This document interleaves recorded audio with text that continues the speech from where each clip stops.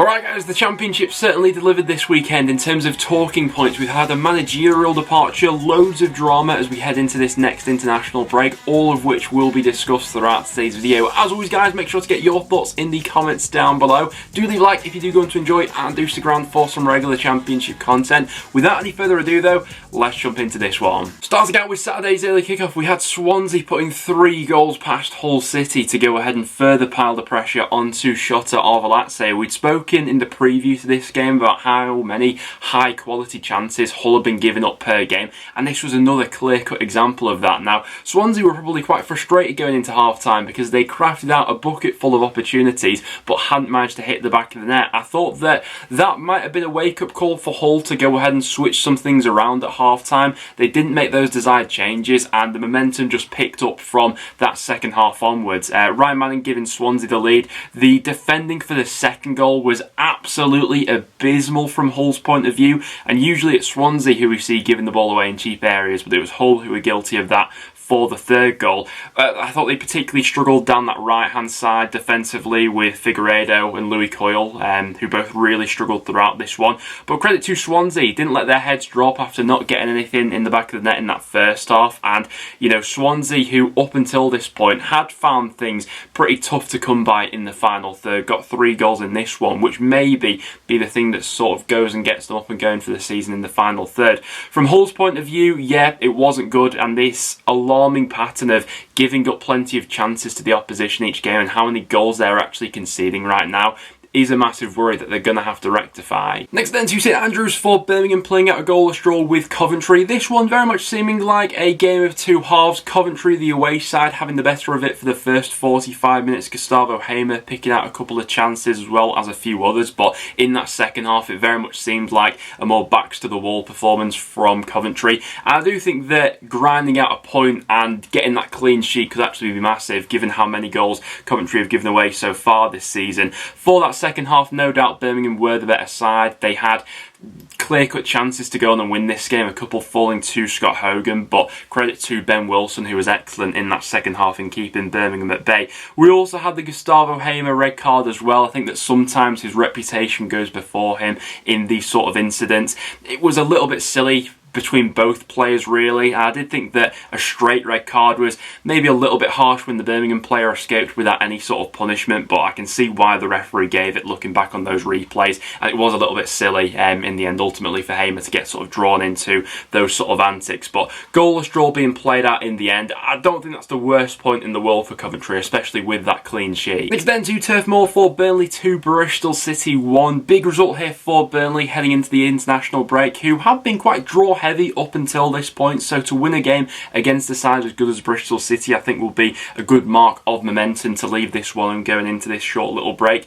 Benson with the opening goal, he caught my eye as one of Burnley's best players in midweek against Preston, and yeah, straight off the mark for this one after just 4 minutes, him linking up with Matston. Bristol City do manage to get themselves back into this game, and Burnley conceded a very similar sort of goal to Preston in midweek actually from that corner situation, the ball being swung in, Muric sort of on his line, and in the end Naki Wells gets that final touch. Burnley, as they usually do, dominated the ball from that point onwards. Not to say that Bristol City didn't have their fair share of chances in this game, but a lovely finish in the end. Goodmanson with that ball in from the right hand side, and then Rodriguez with a brilliant flick around his man was enough to ensure all 3 points here for Burnley. So yeah, great result that for Burnley, especially considering Bristol City where they are on the table at the moment and the sort of teams that they've also taken points off from. And we got a whole lot to talk over from this match. Huddersfield 1, Cardiff 0. In terms of on the pitch, Huddersfield desperately needed 3 points in this one. They did get a bounce, obviously, after going ahead and parting company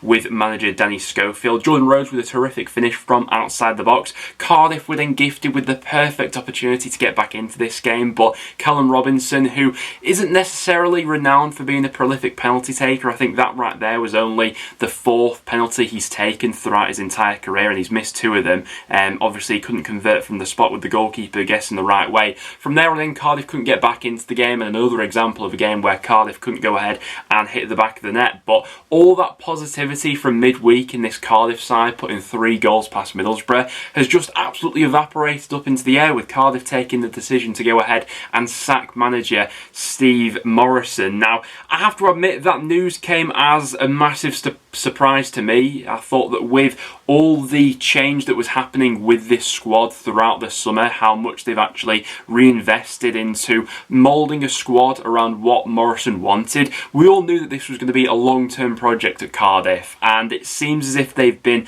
massively knee-jerk here in terms of their reaction to their opening results to the season, really. I think there have been positives to take from Cardiff's start, albeit there's been an inconsistency, and there's no denying that, and a lack of goals at times, which has been massively frustrating. But with all the changes that happened at that club during the summer, inconsistency, that was always going to be there at the start of the season, especially for this Cardiff squad. So yeah, I'm massively surprised by the decision at this stage, I have to admit. Cardiff fans, I'd love to get your take on this one down below, and what you think's next for the club now in terms of what direction the club heads in. After that, 2 Kenilworth Road for Luton 2, Blackburn 0. Great stuff from Luton here, particularly in the second half. Thought that defensively they did really well as well to keep Blackburn out, who did have a couple of openings. You know, Brayson Diaz had that chance in the first half that was cleared off the line, had another one-on-one Blackburn in the second half as well, but Luton dealt with that well, and when they had their threats going forward, more than took those opportunities. Colton Morris with another goal to add to his tally this season, but the goal of the game undoubtedly going to Burke with a great strike from outside the box.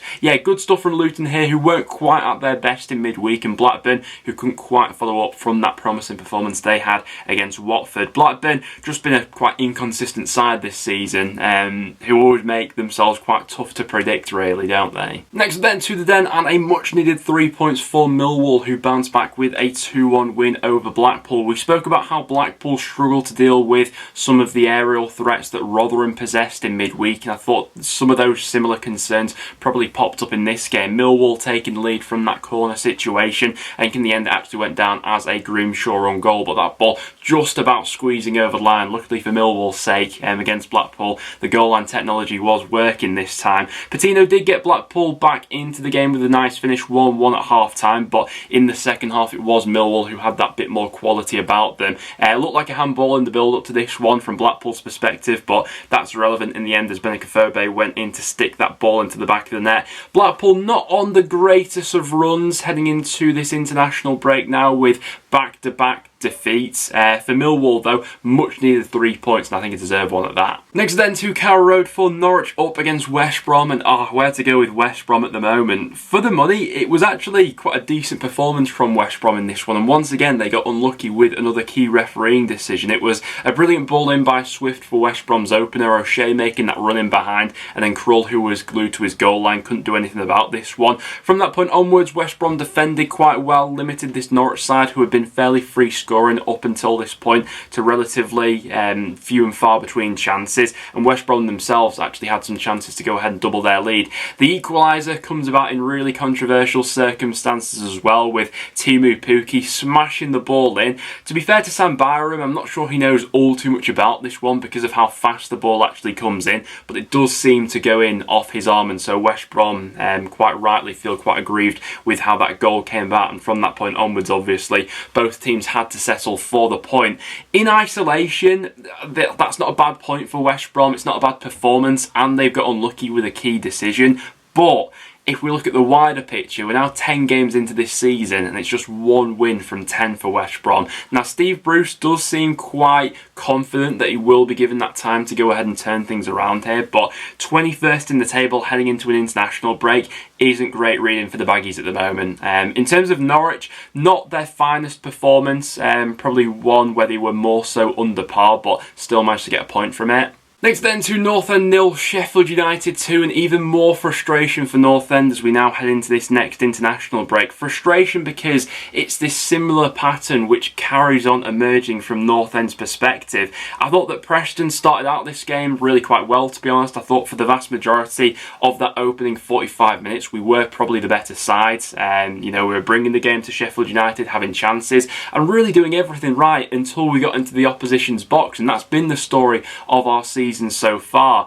I thought we were the doing of giving away that first goal really. Jordan Storey heads the ball into a danger area. Whiteman tries to turn on the ball when he doesn't have time, and Ilman Ndiaye snatches in to make it 1-0 to Sheffield United. And from that point onwards, I don't think we really recovered from conceding that goal. In the second half, it was Sheffield United who were on top, trying to kill this game off. Freddie Woodman keeping us in it with a couple of crucial saves, but Andy Hughes caught on the ball for that second goal. I think it sums up our state of affairs up top at the moment when we've got, Shawnee Maguire and Ched Evans finishing the game for us. If Emil Rees and Troy Parrott aren't firing, which they aren't at the moment, we just don't have that quality to come in off the bench to go ahead and replace them. And ultimately, that's what Ryan Lowe is working with at the moment. There has been quite a bit of frustration fired at Ryan Lowe. I do think that is somewhat misguided at the moment. I think that of what he has to work with, his hands are somewhat tied behind his back at the moment, but we need to figure out a solution to this goal scoring drought that we've got at the moment, because it is becoming a serious problem. Next then we had QPR playing out a goalless draw with Stoke City. Looked like a decent game actually, considering this one was a goalless draw. Both teams having some chances. Dwight Gale once again for Stoke having the ball in the back of the net, but this one once again being ruled out for offside. How many times has he had the ball in the back of the net now and they've ended up being ruled out? It seemed as if in the second half QPR looked to up the gear a little bit, and Stoke did actually quite well to go ahead and stay resilient in their shape and go ahead and get this clean sheet defensively. They do seem to have worked on quite a bit since Alex Neil came in through the door at Stoke, and they themselves, the away side, had a massive shout for a penalty in that second half as well, which was waved a bit away by the referee. So yeah, ultimately finishing as a goalless draw. I don't think that's the worst point in the world for either side there. Next then to Watford up against Sunderland. More frustration around Watford as they slipped down to 10th in the table with just one win from their last 7 league matches now. When you get to those sort of statistics, you start to fear for whoever's in charge there at Watford, given how trigger happy they've been, particularly as we're now heading into this next international break for Rod Edwards. There were some positives to take from this performance from Watford's point of view. The opening goal, for example, brilliant ball by Asprilla, spraying that one out wide. Keenan Davis then getting off the mark with his first Watford goal, but great resilience from Sunderland in this game, twice coming from behind to rescue a point in this one. Got that equaliser just before half time. To the naked eye, it seems as if Hamza Chowdhury had done enough to go ahead and keep that ball from going over the line, but the goal line technology backed up that Sunderland got that equaliser just before half time. Once again in the second half, Watford taking the lead but couldn't hold on to it, with Sunderland coming back into this one in the 87th minute. So really solid point there for Tony Mowbray's side on the road. From Watford's perspective though, more frustration as they desperately need that next win to their season. Only 3 wins from their opening 10 now. Next then to Wigan up against Reading, and what do we say about this Reading side at this point in time? Never in my life have I seen a team bounce between going from so unorganised to so resilient in the matter of a few days.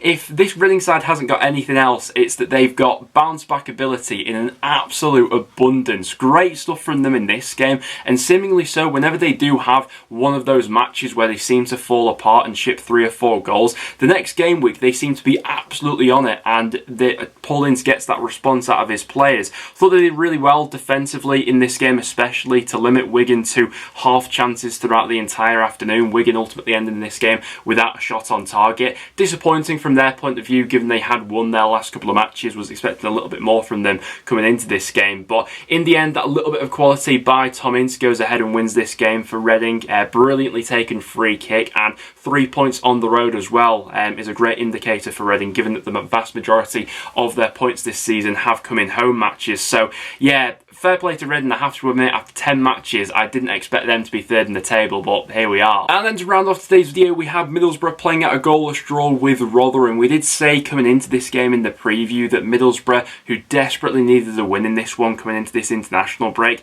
this wasn't the most ideal fixture in the world against a Rotherham side who have been really resolute, especially on the road and how they go ahead and set up. They were always going to massively frustrate Middlesbrough throughout this game, and in the end they went ahead and did that. While Rotherham didn't exactly have all too many threats going forward themselves, defensively they really managed to keep Middlesbrough at bay for this one, and apart from a few openings from Duncan Watmore, who looked like Middlesbrough's most lively attacker, once again it was another pretty uninspiring performance from Chris Wilder's side. And Borough fans, I would be really interested to get your take on your club after 10 matches. You know, as surprised as I am that, like I was saying with Reading, that are third in the Championship at the moment, I'm equally surprised that Borough are in the bottom 3 after 10 matches on just 10 points.